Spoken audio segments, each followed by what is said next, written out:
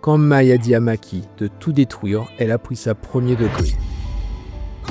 Remettons les choses dans leur contexte. Maki vient de se prendre 2 uppercuts. Son daron pas du tout prime a tenté de l'exécuter et elle a perdu sa jumelle pour qui elle aurait tout sacrifié, j'ai nommé Mai. En plus d'une arme surpuissante et de capacités physiques incroyables, Mai lui a légué une ultime volonté. Détruire tout, vraiment tout. Tu t'attendais à quoi?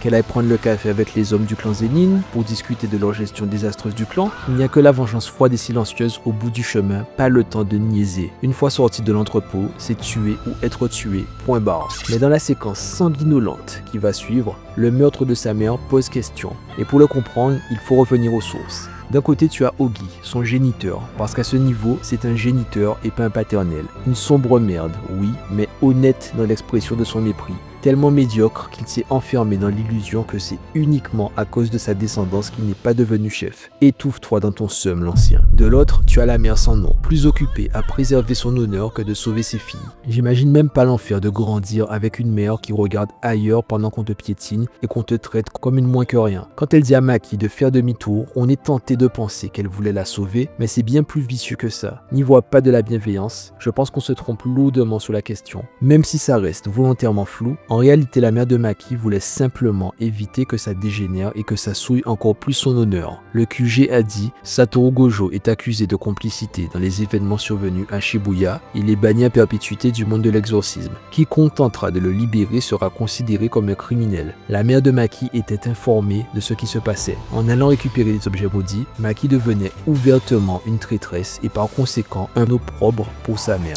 Et quand elle se retrouve une dernière fois devant cette femme qui ne pense plus qu'à sa propre survie et qui continue de repousser sa fille, elle préfère en finir d'un coup. Victime ou coupable silencieuse, à toi de juger. Mais une chose est sûre, elle savait. Maki réalise que sa mère est une coquille vide, une complice silencieuse qui a troqué son instinct maternel contre une place dans ce clan. Ironie du sort, la mère sans nom tuera Naoya dans son dernier souffle. Une ultime révolte qui arrive un peu trop tard. Et pourtant, dans son dernier souffle, ses vrais sentiments parlent. Elle les aimait, ses filles.